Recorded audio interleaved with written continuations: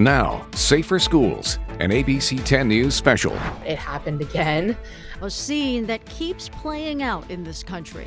Words that have become all too familiar. Another mass shooting in our country, another shooting at a school, and another group of parents left to mourn their children.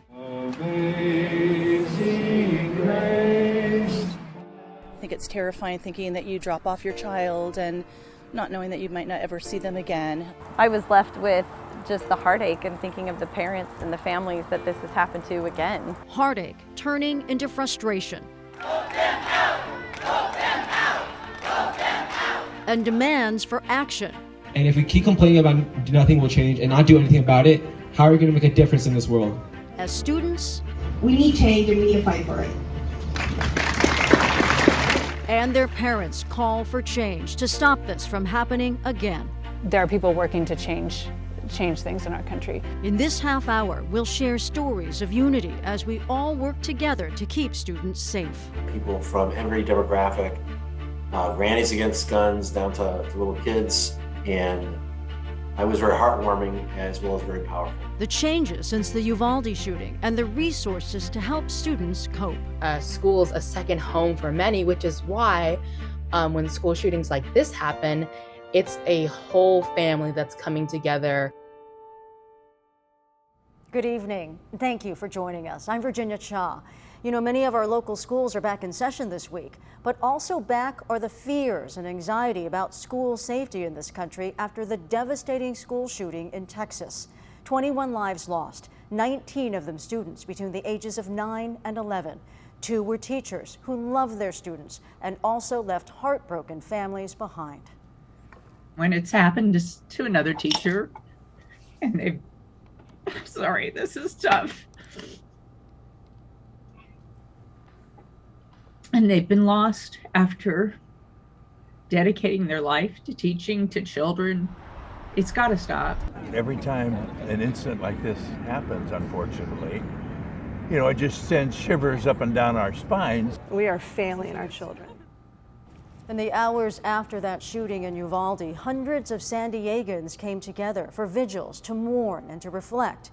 During one of those gatherings, our cameras captured a powerful moment, reflecting the humanity that connects us to the families who suffered unimaginable loss more than 1,300 miles away. Hug your babies.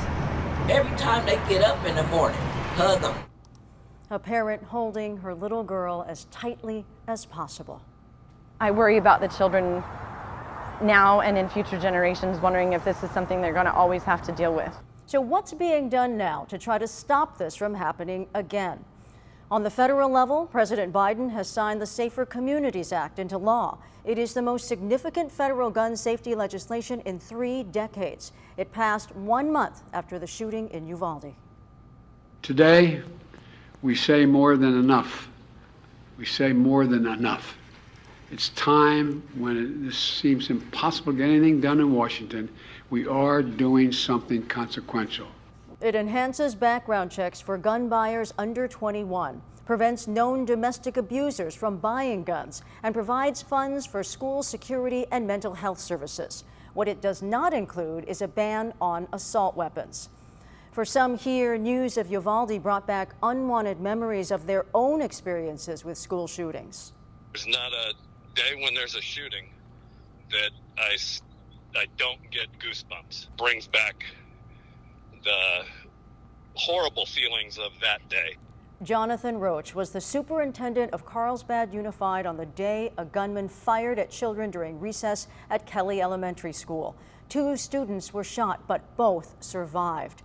There have been several school incidents here in San Diego. In fact, what's considered to be the first modern-day school shooting happened back in 1979 at Grover Cleveland Elementary in San Carlos. Now, Principal Burton Ragg and custodian Michael Sukar were killed. 8 children were wounded. It became known as the I Don't Like Mondays shooting because that is the motive the shooter gave to a reporter who was able to reach her by phone. Years later, San Diego's most infamous school shooting happened on March 5, 2001 at Santana High School in Santee. A 15-year-old student fired dozens of rounds, striking 15, killing 2, Brian Zucker and Randy Gordon. Then on March 22, 2001, at Granite Hills High School in El Cajon, a disgruntled 18-year-old student with a shotgun opened fire on teachers and students. All 6 who were hit survived. After each shooting, the national conversation focuses on change, but this time there has been change. On top of the passage of the Safer Communities Act, what happened in Uvalde has spurred a new generation of activists. How did Annabelle die? How did Jackie die? Students all over the country rallying and calling for change. One Poway Unified student started a petition that inspired a walkout of more than 2,000 students at Del Norte High School. Her name, Winnie Hsu. She has since graduated from Westview High and is getting ready to start her first year at UCLA. But she says she hopes the work she started leaves a lasting impact. You know, those walkouts, beyond just creating a solidifying school community, they, tell our school administrators that we're listening and we're aware that these issues directly affect us and that we can do something about it. Her petition called for universal background checks, red flag laws, and a ban on automatic weapons. It reads in part, quote, "We call for stricter gun control so that we are not afraid to sit in history class, so that we are not afraid to go to recess, so that we're not afraid to learn." This petition, it was targeted towards, San Diego County students. And I think especially when we're looking at the argument for and against gun control, you kind of only see the two major groups, whether it's pro-gun control or anti, rather than addressing the real audience and the real, constituents being affected by it, the students. That was kind of my goal, just to make sure that it wasn't like we were just idly sitting by and waiting for our legislators to react to these tragedies again. In the weeks leading up to the return to school, the San Diego Unified Board unanimously approved a $3.2 billion bond package that will go on the November ballot. That money would fund several projects, with the first item on the list being school security. There's a lot of security enhancements that we're going to be having at the schools, which also as a parent I know is also important to a lot of people in our school communities. The two student board members said the first ayes before unanimous approval. The security component of the bond measure, if passed by voters, would beef up a number of things, including classroom security, communication systems, and cameras. It would also improve door locks and controlled entry points. At this point, $120 million have been invested in school security improvements in the San Diego Unified School District. ABC 10 News reporter Mimi Alcala checked out the enhancements at Marston Middle School in Claremont, where they are about to add a new emergency communication system that is already in place at 59 schools in the district. As part of this project, we're going to create a secure, safe, single point of entry so that all visitors need to check in at this point during the school day. And over here you can see we have some perimeter fencing, so the entire campus is surrounded by perimeter fencing. Lee Dolgoroff is the district's chief of facilities planning and construction. He says this modified single point of entry will now include an intercom, cameras, and a buzzer, so school staff can speak to anyone trying to enter the campus for any reason.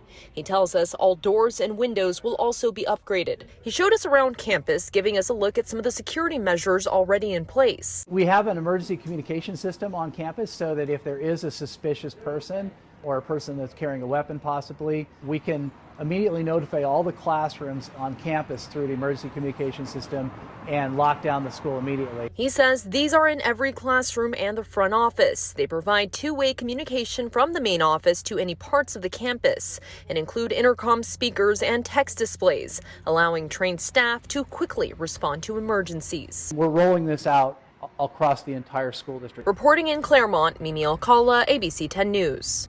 As many students prepare to return to campus, first responders also continue their work to make sure they are ready to protect our communities. We have video from the sheriff's office over in San Marcos when they teamed up with San Marcos Unified for an active shooter drill at Mission Hills High. It was over the summer, so students were not present at the time. In addition to this drill, deputies also reviewed each campus and did safety assessments.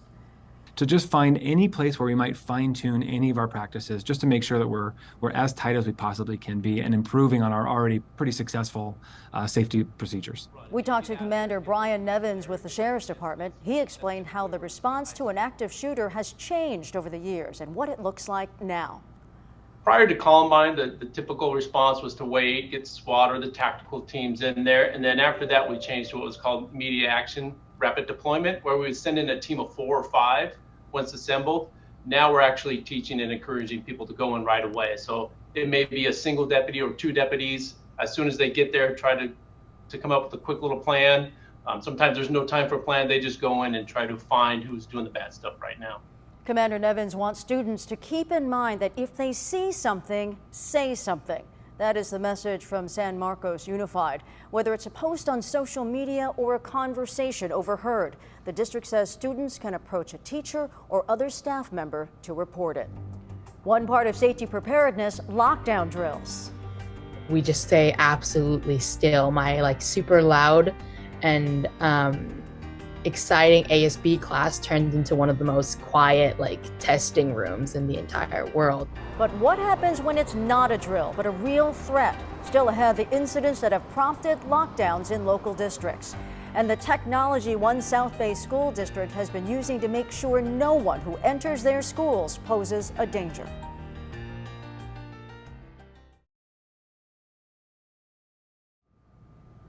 I've had to hide in my classroom before and text my parents just hey, this is what's happening in case I don't respond. That's Joy Rupert, a senior at San Diego Academy High School, and she's describing moments most children these days can relate to during lockdown or secure campus situations. For all county school districts, the safety of students on campus is a top priority. We asked Team 10 investigator Adam Rakusin to find out just how often there have been direct threats or nearby threats forcing a school into lockdown. This just in, a North County school placed on lockdown this morning. The lockdowns here at Del Norte. Right now, Lincoln High School is on lockdown. Students and parents breathing a sigh of relief this afternoon. A school in lockdown. It's a scenario that's quickly become part of American culture. Kids locked in classrooms. Sometimes as part of a secure campus, other times in a full lockdown, under desks, prepared for the worst. You don't know what could happen just going to school. Just last week, school officials secured San Ysidro High School after alleged online threats. Threats that were eventually dismissed, but not before frightening moments for parents. Everything goes through your head, what's going on with my child. To get an understanding on just how often schools are locking the doors, ABC 10 News requested lockdown and secure campus reports for the past 5 years from districts across the county. While we're still waiting for information from a handful of districts, the reports we did get back give a glimpse into the challenging world of school safety. Take Oceanside. District records show a handful of lockdowns and secure campus events, most not directly related to any school. In the Sweetwater Union High School District, records show at least 14 incidents since 2016, including having to lock the doors while police were chasing an armed suspect and when a robbery suspect jumped the fence at an elementary school. And in the Escondido Union High School District, just a few occurrences, most ordered by the police department. All schools are required to have emergency procedures for armed intruder incidents, and their staff has to be trained in it. Not all districts had incidents that require a lockdown or secure campus, but information we got back showed pages and pages of safety drills. The records also show the delicate balance between the need for drills and students' emotions. At the end of last school year, schools in Santee canceled planned drills due to community anxiety from the tragedy in Uvalde. This has gotten progressively more challenging. Secure campus and lockdowns are just two of the tools in district safety plans. Last week, leaders at Poway Unified let us tag along as they went on school vulnerability walks. I've not seen many of our facilities with bars on windows like that. Looking for safety and vulnerability issues. The door's locked, but now students can go in and out. If there's a need to close this door and lock it just pull that back. Greg Meisel is the district's Associate Superintendent of Student Support Services. There's 100 different scenarios that it could occur where you're either working to get kids out of buildings, working to get students and staff into buildings. Poway gave us 36 pages of messages sent to parents every time a school went into lockdown. For Mizell, knowing what's going on inside and out of his schools. It's doing our due diligence. With photographer Ray Higgins, I'm Adam Merkusen, ABC 10 News. Another method the Chula Vista Elementary School District has to keep potential threats out of their schools is a high-tech security system called Raptor. In 2018, ABC 10 News reporter Jared Aarons got to see firsthand how it works. It all starts with scanning a valid ID. It'll pull up the first name, the last name, the date of birth, and the license number. So at this point, because there were no alerts, it goes right to printing the badge, and you have been entered. It's that fast. It's that fast. With one scan, the information runs through a database of criminal records and registered sex offenders. If there is a problem, an alert pops up, and that person is not allowed to enter past the office. Staff is trained on how to deal with any issues. Although my kids may not know the details, they do know that there are things that have happened at schools that, that could make people feel unsafe, that are unsafe. The difficult conversations with young children. How one local mom is teaching her little girls that being part of the solution is key.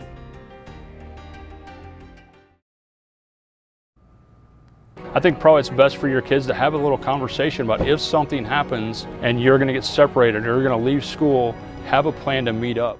But having those what-if conversations isn't easy, especially for families with younger children. I would remind our parents that our schools still remain some of the safest places for students to be, and that if their students have any kind of misgivings or any kind of anxiety, that they listen to them. You know, let the students talk it out a little bit, acknowledge their fears, but reassure them that our schools are very safe places. San Marcos Unified has resources to help guide that conversation for parents. The National Association of School Psychologists recommends, in addition to reassuring children, create a sense of safety by returning to normal, predictable routines as soon as possible. Limit access to media content about shooting events to lower their stress and maintain balance. And yes, that includes limiting exposure to news. There is a national parent helpline for emotional support. The number is on your screen. It is 1-855-4-A-PARENT. Trained advocates are available Monday through Friday from 10 a.m. to 7 p.m. Now, we met with Casey Zahner and her two little girls, Elsie and Vivian. Casey is the co-leader of the California chapter of Moms Demand Action for Gun Sense. She says the way she approaches the conversation is to focus on the help that's available. When I talk with my kids, the focus is a lot on, you know, the good things that people are doing to make sure that we are safe, that we're staying safe, and that violence isn't a part of their daily life. Really focusing on safety, how their teachers are there to help them, the principal's there to help them, that there are all these people there working to keep them safe. That's one of the reasons Casey says she is involved with Moms Demand Action, to show that you can be part of the solution. Both Elsie and Vivian have gone to marches and decorated their own signs. I remember a time when I was like 2 years old or 3, and my yellow sign only had V's and I's on it. Yeah, you made your own sign, but you only knew how to write V's and I's. Yeah. Yeah. They've also attended bill signings, although Casey admits those aren't always the most fun. Casey believes encouraging involvement from an early age helps ease some of the helplessness feeling. I think when you are a part of the solution, when you're actually doing things to help enact change, then you also feel a lot better, right? So not only are you helping to make positive changes, but then, you know, some of that worry, I feel like, is taken away, and or maybe not taken away, but you can kind of channel that toward action rather than just kind of sitting there and thinking about all the things that could go wrong. She says so far the approach seems to be working. Are you excited to go back to school? Yes. Now, for older school children, the topic can be a bit more intense. They are more likely to be exposed to the horrifying details that are kept from younger kids. Earlier, we introduced you to Winnie Shu, the North County student whose petition on gun reform inspired walkouts. A big focus for her while she was the Poway Unified District School Board member was mental health. In fact, she worked with State Senator Anthony Portantino on Senate Bills 14 and 224, which mandate mental health days and mental health curriculums within high schools across the state. Governor Newsom officially signed those bills into law in October 2021. Her work started with the pandemic, but she says every time there is news of another mass shooting, mental health is disrupted again. It also creates this public health hazard of why is there increased rates of anxiety about going to school? Is it more than just, interacting with your peers? Is it more than just academics, right? Because at this point right now, it's fearing for our lives. It's fearing for the gun threats that we get at school. At some point, what if it's more than a threat? A worry felt not only by students, but also parents and teachers. We talked to two local educators, a 7th grade teacher at Earl Warren Middle School and the president of the Sweetwater Education Association. Both say while they feel safe in their districts, they still have to be prepared for the worst. How would I protect my students if this ever happened to us? Where's the best exits if they come this way, that way, or another way? How do I get them off campus? A new tool created to make it easier for people to connect to resources that can help them cope with trauma or a crisis is the 988 hotline. This is a really big deal. It's a signal moment. It's a real cultural milestone, even in I think this nation's approach to behavioral health care and to access for behavioral health care. That's Dr. Luke Bergman, the head of behavioral health services for the county. We talked to him just days after 988 went live last month. The hotline immediately connects callers with a San Diego area code to a local crisis response resource. While it can help during a mental health emergency, doctors say people should not wait until they are at a tipping point. We want folks to seek care before issues that they're having have reached levels of crisis that are really dangerous, and so we would encourage this more expansive use of the 988 number. Dr. Bergman explains the hotline can connect callers to ongoing care, and it's important to note that 988 has not replaced the county's access and crisis line. That number is on your screen. It's 888-724-7240. That is the number to dial if you or family members are going through any type of crisis.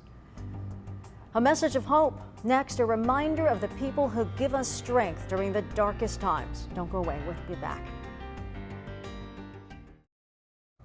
As we all get through these tragedies, a quote from Mr. Rogers might help. When he would see scary things on the news, he said his mother would tell him this: look for the helpers. You will always find people who are helping. People like Officer Richard Agundez, the resource officer at Granite Hills, who heard the gunshots and raced toward them, risking his life to stop the shooter in March 2001. All I remember is that he was there and he was attempting to reload his shotgun, and I wasn't going to let that happen. That was it. He was going to go down. Helpers like the two construction workers who tackled the gunman and stopped the shooting at Kelly Elementary School in Carlsbad. The two students who were shot had a chance to later hug the heroes and thank them. We're not here today about a tragedy. What we're here today doing is celebrating a miracle. Moments of bravery, leaving a lasting impact, the way students at Santana High School did when during the chaos they still managed to lead a deputy to the boys' bathroom where the shots were coming from. The deputy confronted the shooter. And helpers have also been supporters, like the Lakeside veteran seen standing outside Montessori East County Preschool and Infant Care, as a way to show the children and the staff they are safe on his watch. Us military are trained to give up our life, you know what I mean? And what's the most important than these children across the street here in the open? Helpers are also leaders, student leaders, who are pushing for change now and making sure their voices are heard. I think that feeling of hopelessness and also that sense of, I think insignificance to impacting the streamline of tragedies that we see, I think that's what pushes you to do something. And I think, that insignificance and that hopelessness, it's what, makes you want to rally with other people. And especially, those walkouts wouldn't be as successful if students didn't turn to other students and express their almost sense of hopelessness. We have covered a lot of resources for families. If you'd like to go over them, you can find them on our website, 10news.com, under both the Back to School tab and the Resource Center. Thank you so much for joining us. For ABC 10 News, I'm Virginia Cha. Good night.